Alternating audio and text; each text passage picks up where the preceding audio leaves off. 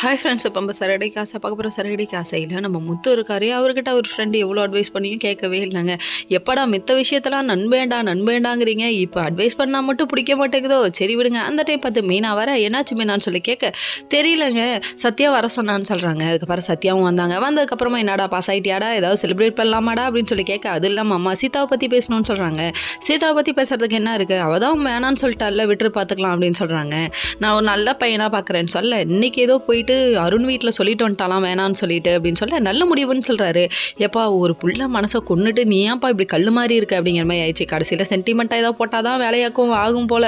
அருண் நல்ல பையன் தான் அப்படின்னு அவங்க எவ்வளோ சொல்கிறாங்க. எப்படி ஈகோ பிடிச்சவன்லாம் என்றைக்குமே நல்லவனாக இருக்க மாட்டான், பொண்டாட்டிகிட்டையும் ஈகோ தான் காமிப்பான், வேணாம்ப்பா வன்மத்தை ரொம்ப காமிப்பான் அப்படின்னு சொல்கிறாங்க. ஏமா லைஃப் பார்ட்னர் வேறு, அது வேறுன்னு உங்களுக்கு புரியலையா? கட்டி கொடுத்தா பின்னாடி ரொம்ப கஷ்டப்படணும், ஆனால் வாழ்க்கையில் எவ்வளோ கஷ்டத்தை தாங்கியிருக்கேன், அந்த கஷ்டம்லாம் உங்களுக்கு தெரியாதுன்னு சென்டிமெண்ட்டாக 2 பிட்டை போட, அதுக்கப்புறம் பார்த்தா இல்லைங்க சொல்கிறத புரிஞ்சுக்கோங்கன்னு சொல்கிறாங்க. சத்யா ஒரு பக்கம் சொல்ல, ஏடே எனக்கு சொல்கிற அளவுக்கு பெரிய ஆள் ஆகிட்டியா அப்படின்னு சொல்லிட்டு அங்கே ஒரு ஈகோ வருது. எப்பா வேணா விடுங்கடா சாமி, கூட்டாக இருக்க குடும்பத்தில் கும்மி அடிச்சிடாதீங்க அந்த மாதிரி ஆயிடுச்சு.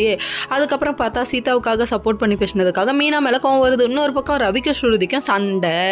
என்னாச்சுன்னு பார்த்தா, அதாவது ரெஸ்டாரண்ட்டு இப்போ ஓப்பன் பண்ணக்கூடாதுன்னு சொல்கிறாங்க. இன்னொரு பக்கம் நம்ம மனோஜை ஒரு வழிக்கு கொண்டு வரதுக்காக முயற்சி பண்ணுறாங்க. நம்ம ரோகிணி மகேஷ் அப்படின்னு சொல்லிட்டு போனை போட்டு சாவடிக்கிறத பார்க்கணுமே, அவங்க பொண்ணுக்கிட்ட பேசுகிறாங்கன்னு தெரியாமலே இந்த பக்கி ஆமாறு, அதை விட்டு கேட்கறது என்ன, ஓடி போய் படுக்கிறது என்ன, கடைசியில் தெரிஞ்சால் விழுந்து சிரிக்க போகிறாங்க. சரி, நம்ம விஜய் ஒரு பக்கம் ரவியோட பாசையே மனோஜுக்கு கட்டி வைக்கணும்னு பிளான் பண்ணுறாங்களாம்.